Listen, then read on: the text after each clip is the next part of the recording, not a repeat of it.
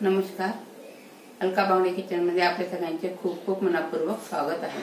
तर आज आपण पालकचा पराठा कसा बनवायचा लाटून ते सांगणार आहे.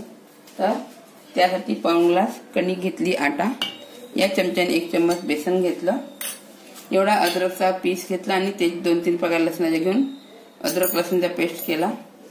तीळ आहेत, हे तुम्ही ओवा पण टाकू शकता, पण आता आम्ही फक्त तीळच टाकत आहेत. मीठ चवीनुसार, हळद, धने जिऱ्याचा भुरका आणि वाल्या मेथीच्या दाण्याचे त्याचा पावडर टाकायचं आणि तिखट. याच्यात तुम्ही मिरची पण बारीक करून टाकू शकता, पण आता आम्ही तिखट टाकत आहे. तुम्हाला जास्त तिखट पाहिजे त्याच्यापेक्षा तुम्ही जास्त पण तिखट टाकू शकता एवढ्या अंतरावरती. त्यानंतर सांबार बारीक केलेला धुवून छान 2-3 वेळा धुतला, सांबार बारीक केला. पालक पण 2-3 वेळा धुवून छान बारीक कापलेली घ्यायची. या पालकमध्ये लोह असते, प्रोटीन असते, त्यामुळे पालक खाणं चांगलं असते ना, असं हिरव्या भाजीपाल्या खाणं चांगलं असते. तर आता हे आपल्याला सगळं भिजवून घ्यायचं आहे. अच्छा, लाटूनचे पराठे. लाटूनचे पराठे भिजवून घ्यायचं. त्याच्यात तुम्ही नरम पण भिजवून असं ताव्यावर टाकून पसरवून करू शकता, थालीपीठासारखं. यात आपण आता लाटूनचे करणार आहे. तर आता हे सगळं मिक्स करू.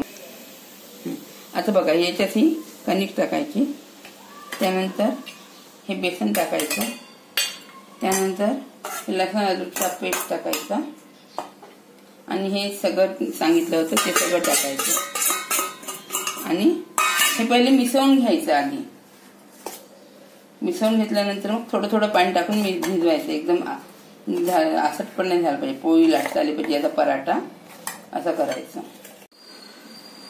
तर आपला हे असं भिजवून झालेलं आहे. थोडं 5 मिनिटं ठेवलं भिजवून. आता याला तेल लावायचं, म्हणजे छान नरम होतं. म्हणजे मुरू द्यायचा का 5-10 मिनिटं? हा, 5-6 मिनिटं मुरू द्यायचं.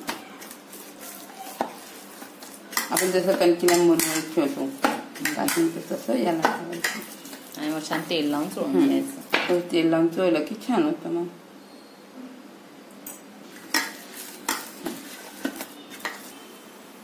तर अशा प्रकारे आपली कणिक भिजवून ठेवली होती आपण, पालक टाकलेली, त्याला तेल लावून घेतलं. थोडं 5 मिनिटं मुरू दिली. त्यानंतर त्याला तेल लावून छान अशी केलं आणि याचे छोटे छोटे गोळे करायचे. आणि गोळे केल्यानंतर थोडं याला कणकीमध्ये घोळायचं आणि कणकीत घोळल्यानंतर याला थोडंसं मध्ये करायचं आणि मध्ये तेल लावायचं. जसं आपण तेलाच्या पोळ्या करत असतो तसं तेल लावायचं. म्हणजे पराठा छान होता. असा पराठा झाला याला कणकीमध्ये घोळायचं आणि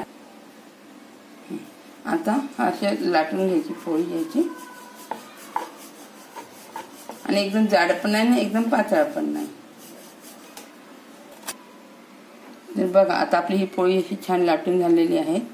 याला आधी थोडं गरम तवा होऊ द्यायचा आणि पोळी टाकायची याच्यावर आणि मग थोड्या वेळाने आजूबाजूने पलटवला की थोड्या वेळाने तेल टाकायचं. तर आता हा एक साईड आपला झालेला आहे, त्याला पलटवायचं आणि यावर थोडं तेल टाकायचं, म्हणजे छान होतं, टेस्टी. तुम्ही तूप पण टाकू शकता, असं काही नाही. थोडं तेल असं करून घ्यायचं म्हणजे छान होतं.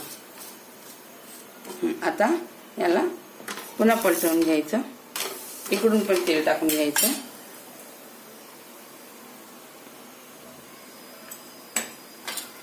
म्हणजे बघा छान असा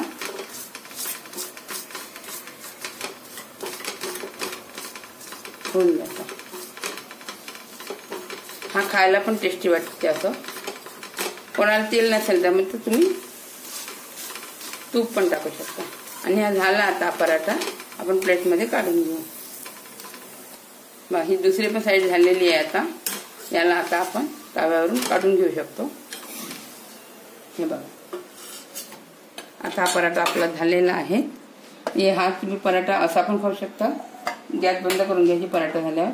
हा पराठा तुम्ही असा पण खाऊ शकता किंवा दह्याची चटणी या आधी सांगितलेली आहे तशी दह्याची चटणी करून त्यासोबत पण तुम्ही खाऊ शकता. अशा प्रकारे तुम्ही खात राहा, आनंद घ्या.